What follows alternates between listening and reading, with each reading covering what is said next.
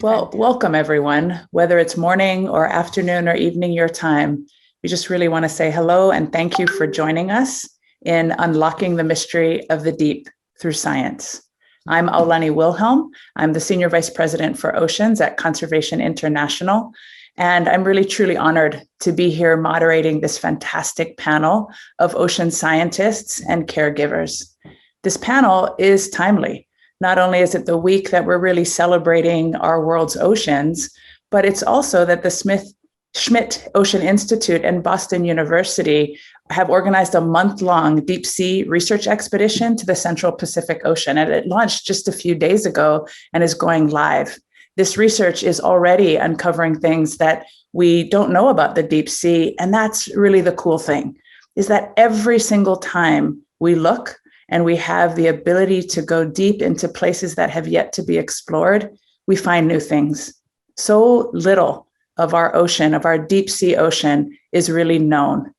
And it really reminds each of us that there is just so much left to explore on this planet. And the importance of exploring this planet is so we can understand it, and we can understand the incredible role of the ocean in really stabilizing our home. So I want to just share with you, we have three incredible panelists.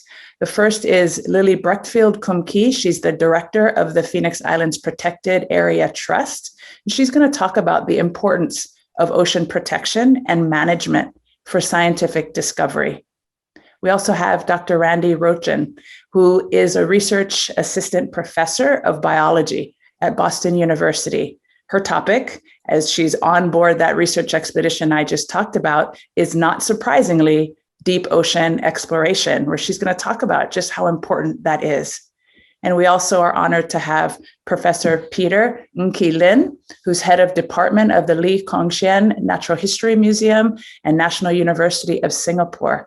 He's going to talk about deep sea research opportunities through regional cruises, using an example of the South Java Deep Sea Biodiversity Expedition just a few years ago in 2018. Now I'm going to share a little bit more about each of our speakers in just a minute before they present.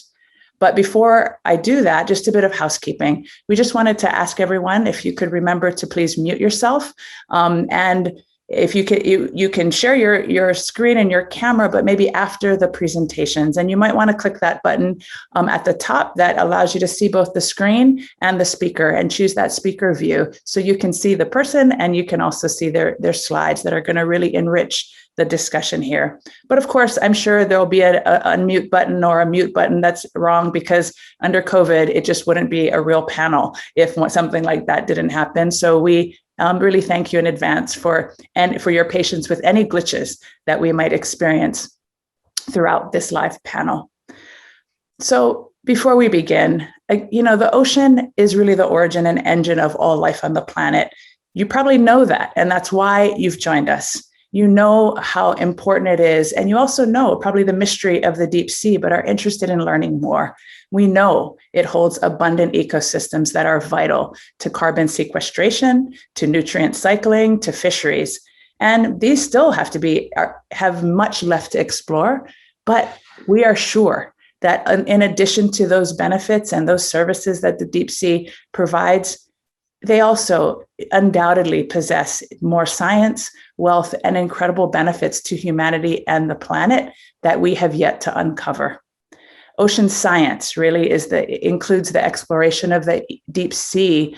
Is critical, right? I used to be a manager of a large-scale marine protected area in the Hawaiian Islands, Papahanaumokuakea, and I can attest that in order to really create these protected areas that are durable, that really will stand the test of time, the integration and engagement of a research community and that knowledge that gets unlocked is essential to being able to really have that kind of adaptive management that's required for us to not only continuously understand what's going on, but be able to do our best to be responsive. The world has called for the conservation of at least 30% of the ocean by 2030. There's incredible scientific consensus around that. And as we embark on this decade, we're already embarking in this decade that's really focused on ocean science and conservation. We need to ensure that the deep sea and the high seas, which comprise the majority of the planet, are included and, quite frankly, prioritized. Ocean science does underpin good design and delivery of ocean governance and management. And we need to continue to remind ourselves and celebrate the new knowledge that comes forward and really congratulate the incredible scientists who really spend their life's work doing this. So as I mentioned, my personal relationship with the Kiribati's Phoenix Islands protected area goes back 15 years when we together, through a sister site relationship between Papahanaumokuakea and the Phoenix Islands, we helped to catalyze what was then the newest genre of marine conservation, large-scale MPAs. And we could not be where we are today, 20 years later since the site I managed was created, and more than 10 since the Phoenix Islands was codified, right? This was all possible because of science. Together, we also founded Big Ocean, a network of the world's large-scale marine protected areas, to create a community of practitioners dedicated to science-informed management and protection. Large-scale marine protected areas were a crazy notion back then, mark my words. Now they're normal. And these stories of science and exploration help to remind us of the importance of finding new ways and new pathways to innovate and understand what the ocean provides for us so we can do a better job protecting it, not just for nature, but quite frankly, for ourselves. And again, bridging science and management will be essential not only to prioritize the science so that we can actually uncover these secrets that are still there, but so we can more broadly understand, define, and share those great benefits the ocean provide for all of humanity. So now I am really honored, and I would like to start with our first speaker and introduce again Lily Breckfield Kumkish. In addition to being the director of the Phoenix Islands Protected Area Trust, she is an advocate for eco-cultural tourism for her home islands, where people all around the world can enjoy the extraordinary marine wildlife and really understand how oceans are supposed to function and be able to help support this strong conservation ethic. She also is a believer in youth engagement and an advocate for women and young mothers. She spent her time in this type of community service and also working for government. But probably most important thing to know about Lily is she's a black belt in Taekwondo. So don't mess with her. She started when she was 9. Anyway, without any further ado, please allow me to introduce you to Lily. Nauri. And thank you, Alani. Thank you for introduction. And I'll just get into the presentation. Francis, would you be kind and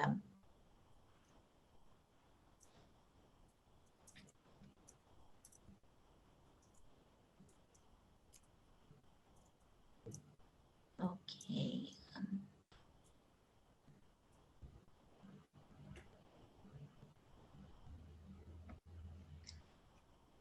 Can everybody see the screen okay? Looks great. Great, thanks. Okay. Thank you, Francis. So so my name is Lily, and I've joined the Phoenix Island Protected Area Conservation Trust last year. And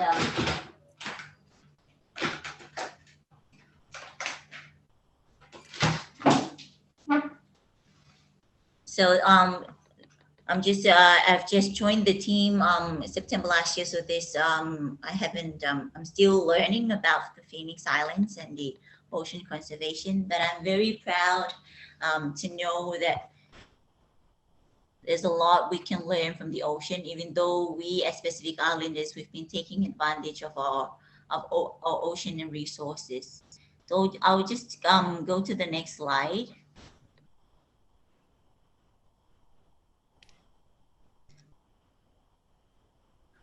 So So I have internet connections, but I'll just proceed with what I have prepared. So I've provided on my slides some of the contact. If you have further questions or comments, I provided some of the my contact there. And we'll go to slide number 4, Francis, if it's all right.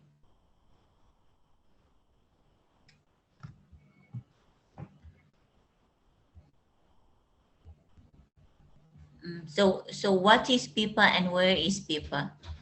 So for Kiribati, the Phoenix Island Protected Area is Kiribati's sacrifice and gift to humanity. It is a protected area that's size of 408,250 square kilometers. It consists of 8 islands, and those are Kantun, Enderbury, Burnie, Rawaki, Makin, Orona, Nukumaroro, and Manda. And since 2008, it was declared a protected area. In 2010, it was the government closed the Phoenix Island Protected Area from commercial fishing and other forms of explorations. And the Phoenix Protected Islands is recognized as one of the deepest, largest UNESCO listed MPAs. So in my next slide, it's a diagram of the islands, the 8 islands that are in the Phoenix Islands Protected Area.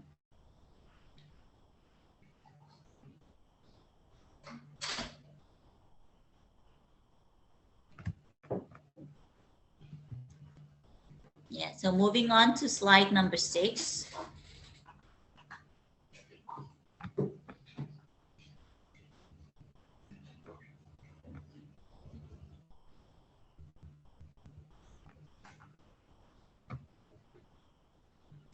So how is PIPA managed? So we have, so there are 2 offices that work together in managing the Phoenix Island Protected Area.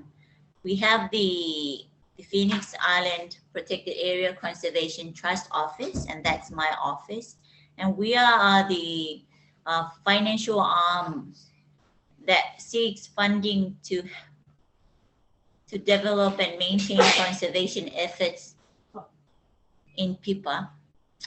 There's also another office, and that's the PIPA Implementation Office, and that is under government, and they do the implementation tasks. So they do the development, they do the monitoring, enforcement, surveillance, and they also issue permits and seek development activities for the island that will not distort conservation efforts.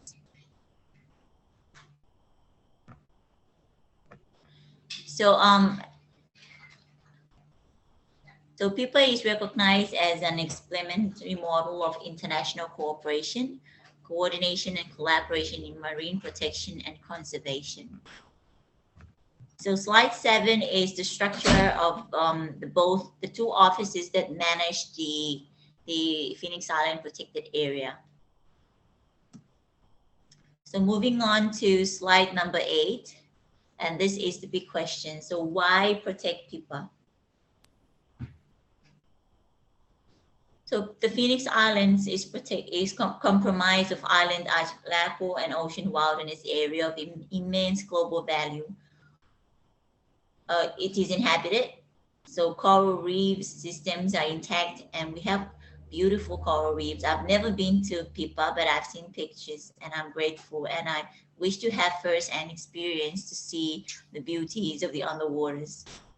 PIPA is also recognized as it's provide nesting colonies for seabirds, and protection is also because we see the ability that PIPA could be a benchmark for identifying and understanding evaluating ecological change, and it is also recognized as one of the valuable natural laboratory in the Pacific. So why we protect PIPA is because we want to have long-term sustainable benefits for Kiribati and the world. So my next slide, we have some of the benefits that I've identified, shared in this panel is that the Phoenix Islands is one of the tuna spawning areas. And from conservation, and we've received revenue from permits to the Phoenix Islands.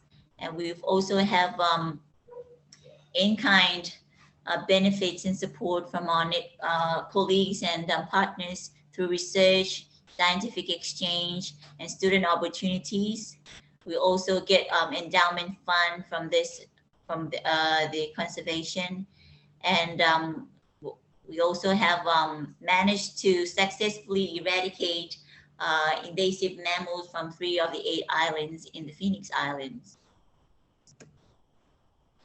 Some of the issues that we have is on monitoring and enforcement. If you have, if you know Kiribati, most of the populations is in the Gilbert Islands, and the Phoenix Islands is very far from Tarawa, which is the capital island. So one of the issues is monitoring and enforcement. And to go to the Phoenix Islands is costly for us, and therefore we rely on our counterparts for assistance in monitoring. Our other issue is in maintaining effective biosecurity, and this is because we have only a few people there. Not all the government stakeholders are stations in Kantun, which is the capital island of Phoenix Islands. And also one of the other issues is that we have many fads washing up ashore. And the other one is that we have financial constraints, and it is unclear for PIPA and its future operations because we have uncertainty on future donor funding. And also because of COVID-19, since 2020, we have reduced revenue generating from the PIPA permits. So those are some of the issues we have. And moving on to my next slide, working closely together with the government and the PIPA Implementation Office and our partners, we're looking at economic generating activities. So far, we've been relying on donor funding, and this time around, we're looking into getting economic generating activities within PIPA that would not distort the conservation efforts in PIPA. So some of the activities we're looking into, although it will take a number of years, ecotourism development, another eco investment, mariculture. We do know that there are species that are extinct in other part of the world. We're looking into taking that opportunity and sharing, the resources we have so that all the oceans have the same species that used to be there but are no longer, that do not exist because of human activities. So we're also working on our new next 5 years new management plan and also fundraising plan to tackle the challenges that we have with this pandemic.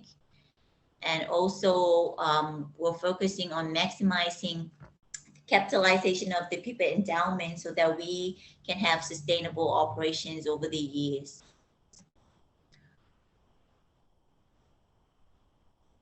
So my last final slide is why conservation matters.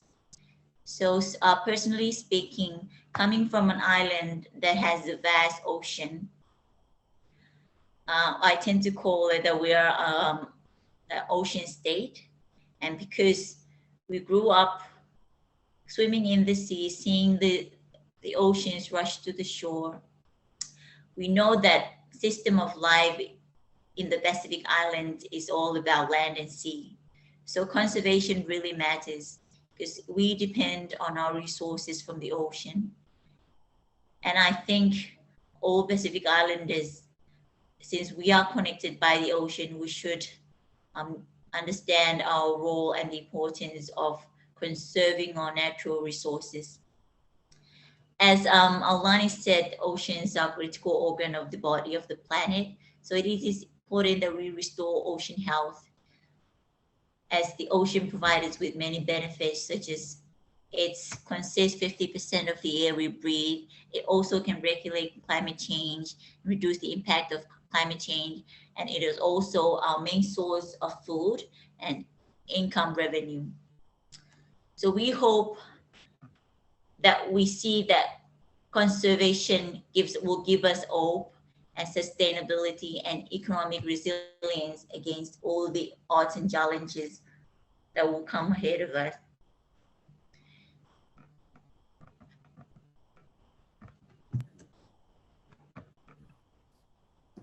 Thank you so much, Thank Lily. you. Thank you very much. Hey, so everyone, I'm sure you have questions for Lily following her presentation. So if you do, if you wouldn't mind, please putting them in the chat. There's a little note there asking from Francis, asking everyone to please add your questions. We're going to do our best to make space for questions at the end for our panelists. So please do that. And thank you again, Lily. Hang tight for questions. And I just wanted to move to our next speaker, Dr. Randy Rojan. And Randy, she's as I said, the assistant professor in biology at Boston University and the BU Marine Program, where she leads her own lab focused on marine ecology and global change. She's also a member of Women Working for Oceans. There's many of us, as Professor Peter mentioned on the call when we were getting ready for this panel. And she's also the co-chief scientist of PIPA and founder and co-chair of the PIPA Scientific Advisory Committee. So it's really perfect that she's going to follow on to the words that Lily just shared with us, and that overview is that Randy was part of the science team that first explored the seamounts and atolls within the Phoenix Islands. I think going to maybe 4,000 meters deep. I mean, just incredible. And it's just been way too long since I've seen you, my friend, and I'm thrilled for you that under COVID, you are still able to be out in the ocean doing what you do best. So Randy, take it away. Maori, aloha. Hello, everybody. Alani, it is lovely to see you. I miss you, my friend. Lily, amazing talk. I am so honored to be able to be on this panel with you and to be here with all of you today to talk about the important work that's going on in the deep sea and in the Phoenix Islands and around the world. And to be able to do this from a ship, if you can see this rocking and rolling as I go in and out, that's because I'm calling to you live from the Falkor, from the RV Falkor with the Schmidt Ocean Institute. And we are in the middle of the Pacific Ocean right at this very moment. We had dives yesterday down to right around 2,300 meters. Actually, what you see behind me this way is a photo of some of what we saw and discovered yesterday. So I am living this and we are showcasing it live, and I hope you watch all of our dives with us. Hannah, if I can ask you to show some slides, please. It has been the honor of my life to be able to work in the Pacific for the past 15 years. You know, Alani just talked about when Papahanaumokuakea and the Phoenix Islands Protected Area both sort of were as part of a sister site agreement, sort of came online at the same time, roughly in the mid to late 2000s, as large-scale marine protected areas, really the first of their kind in remote areas. And now, of course, that relationship between can you go back 1 minute, please, Hannah? Thank you. Stay there for a little bit.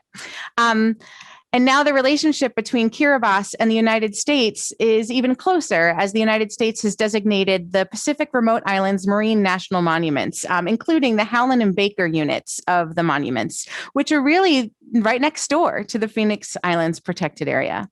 So I want to show you both of these very special no-take protected areas. One, Howland and Baker in the United States, is north of the equator. Kiribati, the Phoenix Islands protected area, is south of the equator. And these two protected areas across these two countries, divided by the equator, are still all part of one island archipelago.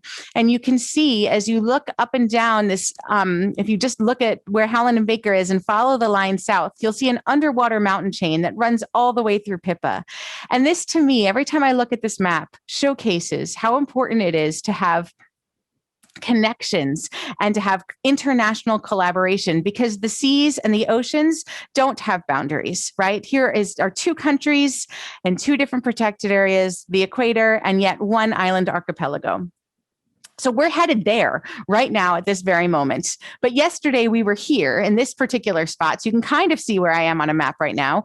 We're about a 3-day sail south of Hawaii. And yesterday we were actually working on a seamount that is in nobody's waters. It's in what's called international or high seas waters, or ABNJ, areas beyond national jurisdiction.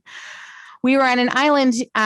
This is an island from the Phoenix Islands, which is well characterized. But yesterday we were on a seamount that hadn't been mapped until we mapped it 2 nights ago, and hadn't been seen until we saw it 12 hours ago, which we did live. And that is the beauty of ocean exploration today, and especially deep sea exploration, to be able to do this live in real time. And this is one of the things that we've been doing with Pippa, is a whole lot of research over the past 15 years. So Pippa is the largest and deepest UNESCO World Heritage Site. This is the best map we have available. Through partnership with the US government, the Schmidt Ocean Institute, and many others, we've been able to map about 25% of the protected area at no cost to the Republic of Kiribati, providing high quality maps and high quality research to try to understand how this archipelago works, not just in the deep sea, but also in shallow waters and the open ocean, and trying to put this whole box, I mean, it really is a box, but it's kind of outside the box thinking. I always make that silly joke, but try to understand how this box really works across all of its ocean ecosystems.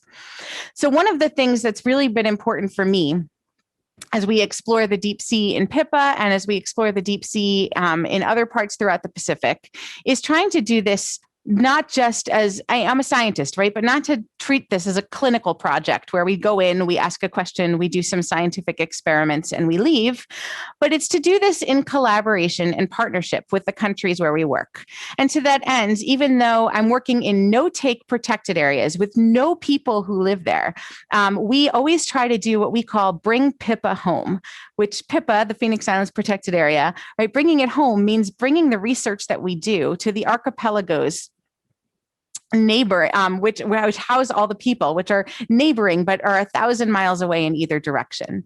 And so, for example, it was really one of the greatest moments of my scientific, highlights of my scientific career, to be able to explore Tarawa waters with people and friends and collaborators from Kiribati on a project called My Deep Sea, My Backyard, where we brought a homemade drop cam that goes to about 2,200 meters, where we worked with members from fisheries and MELAD and education and tourism to showcase this technology, bring it out on a police boat, which is what you're seeing here, and together conducted the very first deep sea dives using a drop cam in the Gilbert Islands to get the first imagery on the seafloor, doing this together with our friends. Oops, can you keep playing the next slide, please, Hannah?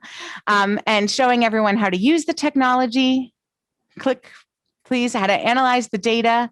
Thank you. And how to, and then we went Miniaba to speak to village elders. This is my co-chief scientist, Torika Tamari from Fisheries. And we went Miniaba, speaking to village elders and speaking to communities about what we found and why the ocean was special, and listening to them about what they wanted to know and what they were interested in, and made sure that we shared firsthand everything that we have seen and everything that we have discovered with the communities where we work. And this has been a joy.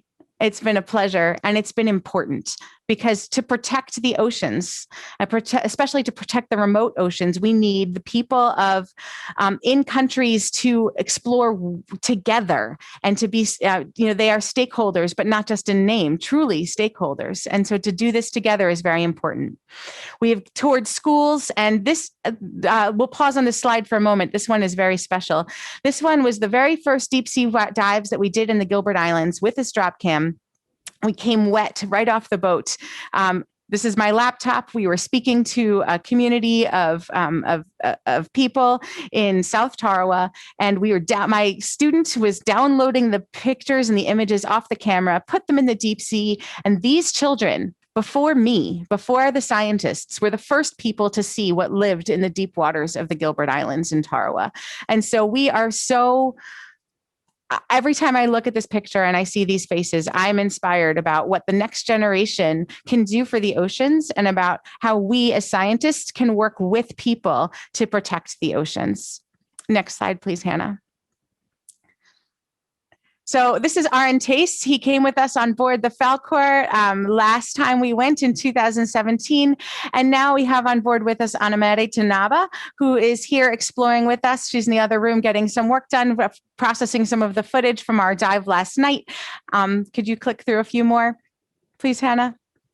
And now what we are busy doing is we're steaming down south to Pippa, to Helen and Baker. I hope we're allowed to enter because there's some questions with COVID. But what we've been finding even out here in these high seas, international seamounts has been amazing. These are images from the dive last night. We discovered range expansions of species. This colony is huge. The base was over 10 centimeters. It's easily hundreds of years old, probably maybe even 1,000 years old. We were exploring and finding a whole new bunches of corals, answering questions about the deep sea, trying to understand origins of innate immunity and corallivery on this cruise, and really just trying to bring a light to the dark so that everyone can understand what lives below us in the Pacific. So I know this is a panel, so I'll stop here so we can have lots of questions and give lots of time to our other panelists. But it has been and remains an honor to work with the Republic of Kiribati and with Pacific Island nations everywhere. Thank you. That's so incredible, Randy. Thank you so much for that. I'm all excited now and missing the ocean. I wish I was out there with you. I can't lie. I'm a little bit jealous, but really happy if it's not me that it's you out there. It's so great. I know there's questions, and thank you for those of you who are putting questions in the chat. I think right now there, Randy, take a look so you can be prepared. And also just for our final speaker, Professor Lin, in addition to being the head of department at the Lee Kong Chian Natural History Museum, he's also a carcinologist and ichthyologist at the Department of Biological Sciences of the National University of Singapore, editor-in-chief of the Raffles Bulletin of Zoology, and he led in 2018 an incredible 14-day, 31-person expedition team that he's going to talk to you about. But the coolest thing about Peter, in my opinion, is that he identified and described a new genus and species of crab found by my dear friend and colleague from my own home island of Maui, Pele ramsey, from the Hihikinau Reserve. And I say that because this was just in 2010 in a place like Hawaii where so much, you think nothing has yet been, just needs to be described, that everything's been found, and it wasn't. And Matt says hi to you, by the way, Peter. So please take it away. Okay, thank you, Alani. Yes, deja vu to talk about Pele. Okay, now let me see whether I can get this thing shared and so on. Hang on, first I need to share screen. Let me turn on the PowerPoint, I think. Hang on 1 minute, I'll do this myself.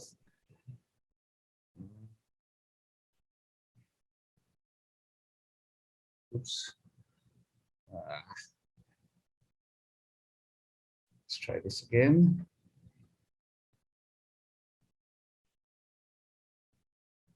My screen. Can you see my screen? We're seeing your whole desktop. Okay, we see your slides now. Okay, now let me turn on the, all right, the PowerPoint. Okay, is that all right? Looks great. Okay, then let me get started since I have control of the screen. Good morning, evening, or something like that for our folks from all around the world. I do see a lot of folks attending this panel discussion and presentation. Thank you, Alani, for introducing me. Yes, I do take care of the museum in Singapore. Singapore, of course, is a small island sitting right smack in the center of Southeast Asia. And of course, we have no deep water around Singapore. But of course, Singapore, we have been active in marine research in different areas. Our universities and our researchers, of course, have been engaged in different sorts of work with our colleagues around the world. But Singapore does have a stake also in the Pacific through the Clarion-Clipperton Zone, through the International Seabed Authority. And we are also deeply engaged through the UNCLOS exercise of seeing how we can better use and manage the resources of the high seas through the BBNJ process. And these exercises have kept us quite involved, looking at the deep sea, its resources, how they can be better used. And also, we have also been deeply engaging our colleagues from the Central Pacific Islands. In 2019, when we actually conducted a workshop at the UN, it was great to meet a very large delegation from the Pacific Islands who attended. And many of the points brought up by the two ladies before me about the Central Pacific Islands, I am reminded again now. So let's get started on the presentation. I will use the cruise that we did about 3 years ago as a point of reference, that's all. ASEAN, of course, Southeast Asia, does have a lot of deep waters, especially around the archipelagos of Indonesia and Philippines. So let's have a look. Oops. Now, how do I do it? Oh, yes. Okay. For myself, as Olani said, I'm a carcinologist. My preference are hard-bodied animals called crustaceans. And of all of them, the group that I like the most are, of course, the crustaceans, the crabs.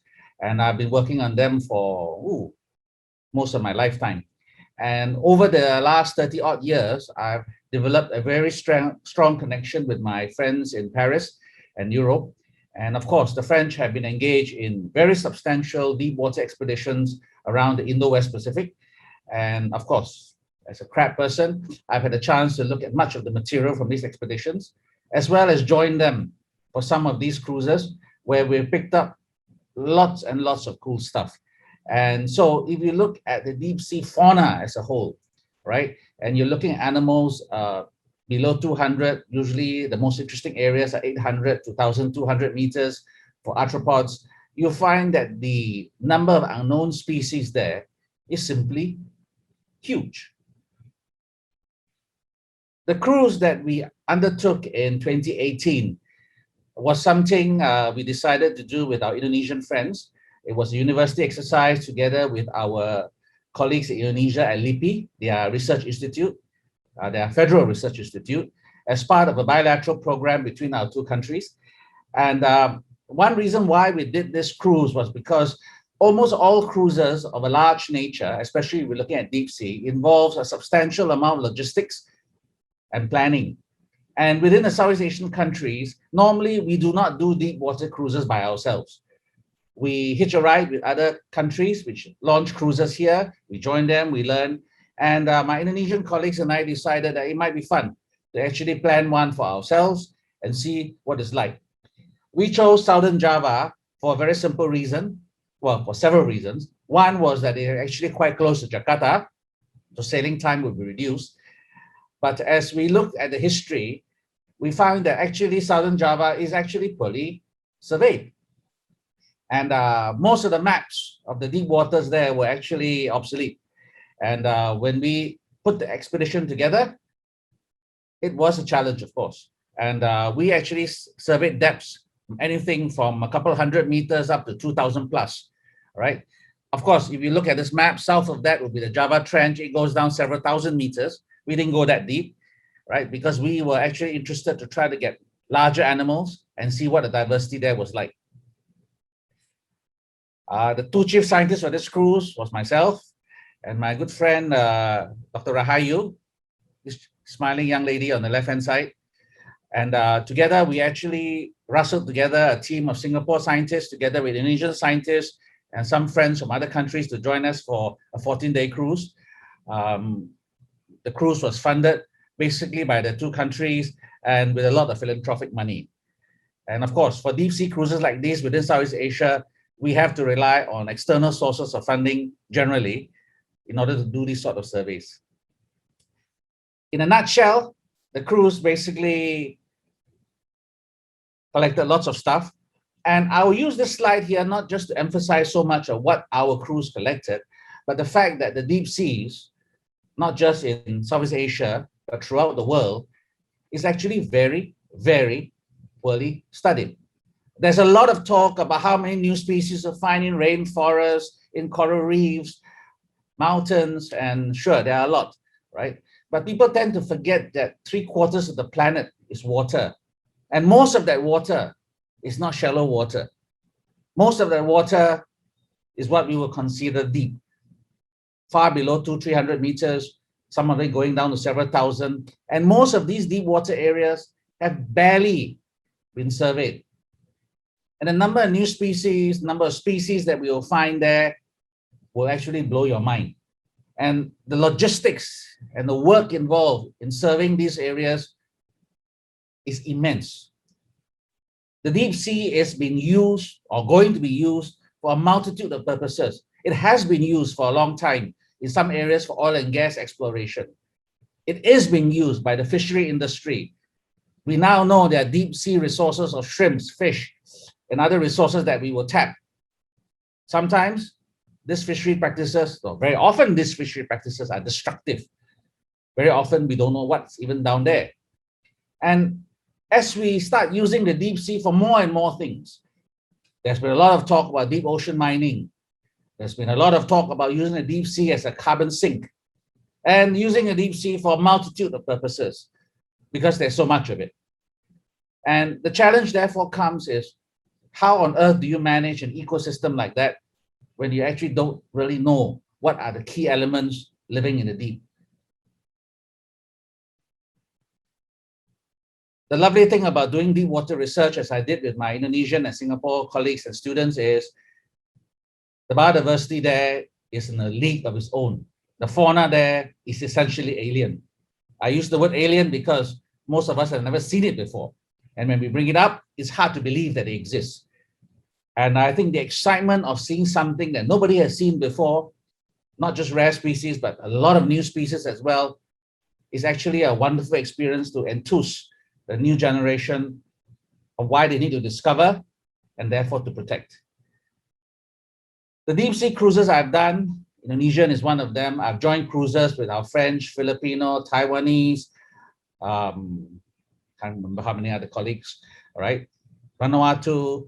And what we have done is that these cruises collect samples in which the taxonomists then try to sort out to find out which are the key species present. My mantra to my students and my staff has always been, you cannot conserve what you do not know. You don't need to know everything, but you need to know enough. Unfortunately, there's a heck of a lot we do not know. As I said, I work on crustaceans. The amount of data coming in from previous cruises, if you look at the Census of Marine Life, which summarized their work in 2010, and you look at the publications that are out there over the last 10 years, I've sort of looked at it in general, and the gist of it is that 3/4 of the fauna in the deep sea remains unknown to science. That means they're probably new.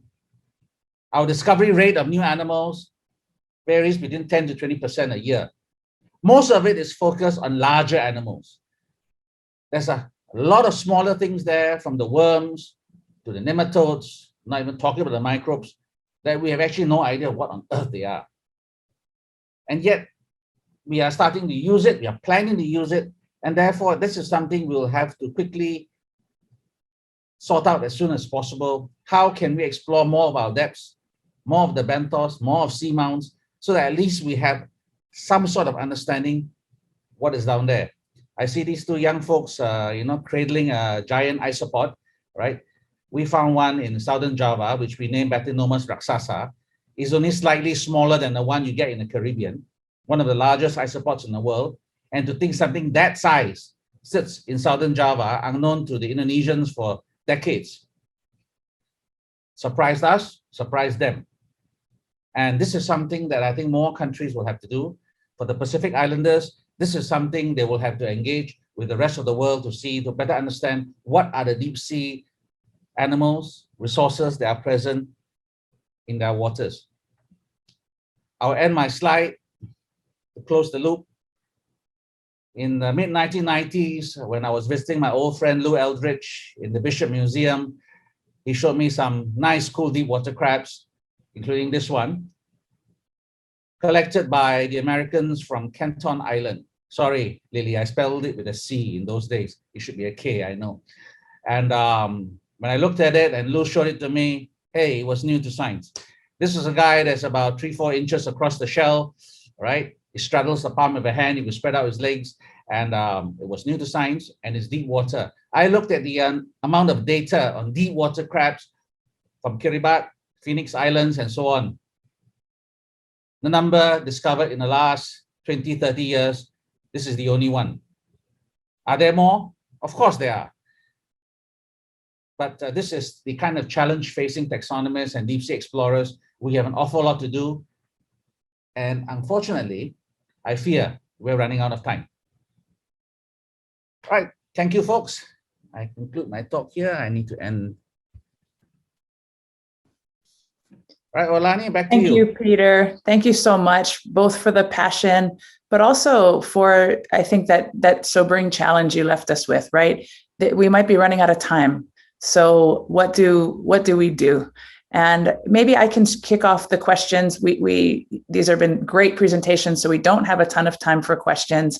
Although I see Randy is already answering the questions that were posed to her in the chat. So thanks for that, Randy. But Peter, kind of in that mix of excitement, right? We're finding so much. This is incredible. That map you showed has so many species in there just from that one expedition. And it just really shows how much there is to unlock. And we have very little time. So based on that research, whether it's in Java or elsewhere, how can we take that research and create more, seascapes or, managed areas, protected areas where it makes sense? How much hope do you have using this science, and how can we take that great knowledge that you have and turn it into PIPAs or managed areas where there are areas of high protection and other places that have use?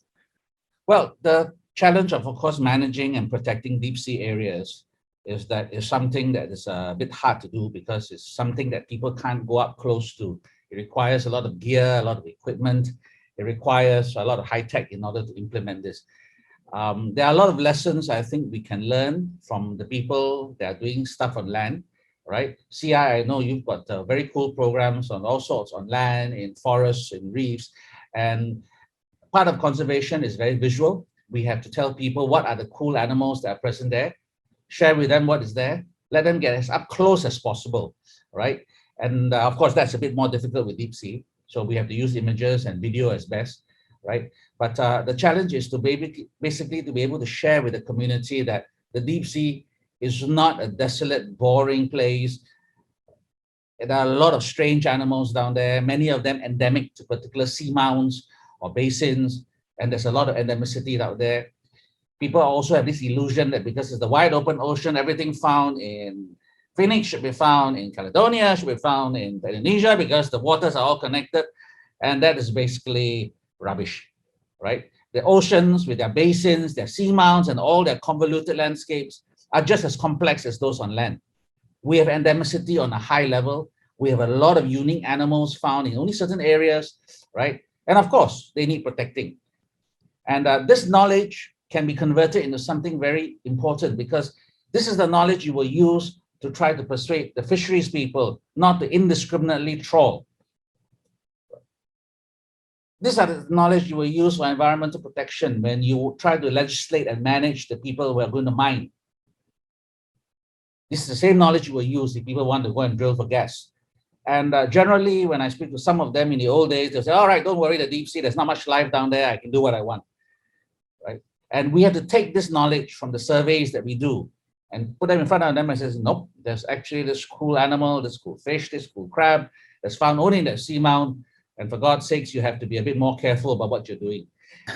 We have to convert our knowledge, add the knowledge, and then use this information in a concerted way to tell the industry that they have to be careful, right?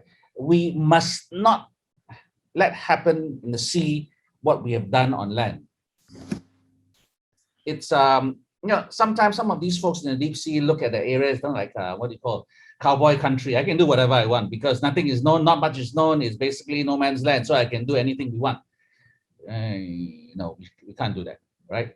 And so we should learn from the mistakes we've done on land, and we try to make sure we mitigate what we don't do in the sea. And then knowledge is important. You need to know what's there, right? And that's why I think one of the things we'll have to convince the rest of our planet is, I read an article in one of the, in the newest issue of National Geographic, right? The amount of money we spend surveying, trying to find out what's in the deep is ridiculous, it's paltry. We spend a fortune going to the moon, to the Mars, and so on. Fine, that's interesting, it's challenging, it's great fun, right? But most people don't realize we have a nightmare on our own planet. So to me, as a biased biologist, it makes no cow sense to spend absolute billions going to the moon and the Mars, right? And spend peanuts on studying our oceans, which is 3/4 of our planet and decides our climate, and might end up in our own extinction. And I think doesn't make cow sense. I think this point you're making, Peter, right, is that not only is it important for management, if just to get to management, how can science really inform the decision makers and the policy? And we need to do more of that. I love the passion, and I can't wait to be on more panels with you, because now when we're talking about the deep sea, actually there's a project we're working on that I'm going to pull you into very soon, now that we're connected, besides through Matt. Yeah, so I'd rather come and visit you in Hawaii. Great. And thanks for bringing Lou into the room here. Hey, there's a really great chat going on between Randy and everyone who's asking questions. Follow along. There's some YouTube links that Hannah's put in the chat, so you can learn how to follow the expedition that Randy's on right now. So please check that out. One of the things that's in the chat is really, hey, who's on that? Who's on the team? Who's involved? And Randy mentioned there's a young member or a young student from Kiribati. So I just wanted to turn to Lily and ask you a question. You're a champion for both women and youth, right? In sciences and just life. So what do you see are opportunities and also challenges to strengthening the role of girls and women in ocean science protection? Thank you, Lani. It's coming from a developing country, one where culture is like women don't have a place to make to advise or make decisions.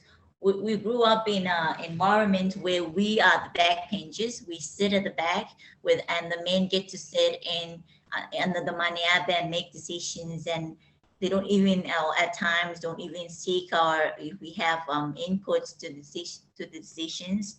And I think with the developing world, we have potentials, and women should lead in conservation efforts. And that's because, we do most of the work back here in Kiribati. We do the cleanings. It's important for the women to be educated on how important their role is in ocean conservation, so that we know where to, what to do and teach our children from there onwards. So it's challenging, especially if you're young, and it's hard to change the mindset. Well, the fact that you are leading the Pippa Trust and you are already helping to create a new vision of what's possible. So thank you for the work that you do, Lillian, for being that example for younger women, not only in Kiribati, but in the Pacific, of what's possible. And I think Randy just brought, is it Anna Meri, who is on board? Do you want to say just a quick hello? Yep, I do have Anamare here, and we were able to take her away from her work in the lab and to come say hello to everyone. Here, take the, just talk through the mic. Hello. Tell them what you did last night. Tell them what your first deep sea dive. Okay, so I just want to share with you just a quick experience from yesterday. It's been a very great honor for me to join this expedition because I never seen a robot like diving into the deep water, and also like there's a lot of things that I learned, and people here are very friendly, and these scientist people, they teach me a lot that I couldn't never like tell, like those things are very important in my life in the future, especially as a very beginner in marine biology. I started to learn deep knowledge about the marine studies. Yeah. So it's been a great opportunity for me to be here with them, and I really love it. That is so We wonderful. absolutely love having you aboard. That is awesome. And we need to have more people learn about you and what you're doing. So again, you can inspire your peers and younger women and students from the Pacific and elsewhere to join into science. Thank you so much. You know, I'm realizing that we're out of time, but for those of you who can stay on, I just first I want to ask everybody one last question to just quickly answer. So I'll, in 1 second, but first, I just want to say thank you to all of you who joined, to the organizers, to those who are working behind the scenes to make sure the tech works, my colleagues from Conservation International, and of course, both the Schmidt Ocean Institute and Boston University for organizing this awesome panel, but mostly for all the work that you all clearly do and for the care that you give for the ocean. We're just so thrilled you joined us, and really thank you for being part of today. So just really quickly, the three of you, you know, Lily, Randy, and also Peter, you know, if you remember that image of those young people that Randy shared, you know, they're the young people in your community. What is the one thing you want to say to those young people? Randy, you first. Ooh, I only get one thing.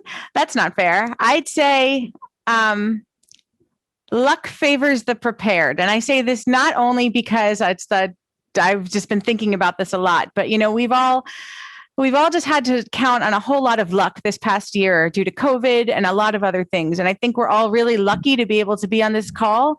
And I feel incredibly lucky to be at sea right now and to be at sea with somebody from Kiribati headed throughout the Pacific. And the harder you work and the more prepared you are, then the farther luck can take you. So luck favors the prepared, work hard, and then don't be afraid of new chances. Walk through the door when you have it, when it's open. Awesome. Peter. The youth, yes. Well, my concluding comments would be, I think the youth basically need to grab hold of whatever opportunities that are there.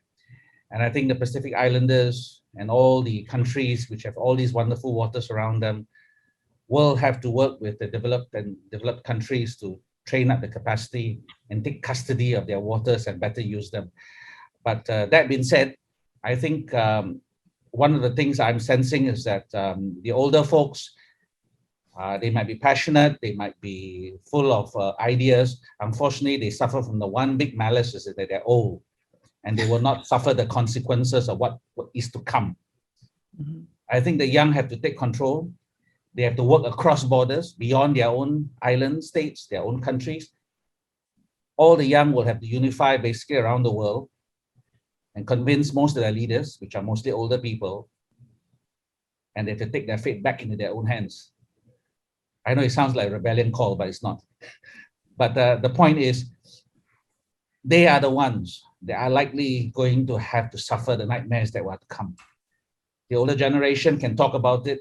We can take our own sweet time to deal with the problems because we don't have to worry about them. So the young need to believe it can be done. And seeing the young people I have here and seeing the young people from these presentations, my gut feel is that they'll be able to do it and show the older folks how incompetent they are. And they should do that. Indeed. Indeed. Thank you. Lily, our last word. Thank you. My last words would be to challenge our youth and to not take advantage of our oceans and resources, and that together we are the decision makers of our sustainability and sustainable use of our resources in the future. So we need to take our place now and to make a stand so that we can enjoy and then our next generations can enjoy the resources we conserve today. Thank you so much. And again, thank you everyone for joining. I wish we could keep talking about this. I think this will be recorded, and I'm sure that you have all of our contact information or can find us if you want to follow up on anything. Thank you so much for your time and everything that you do to take care of this beautiful planet we live on. Aloha.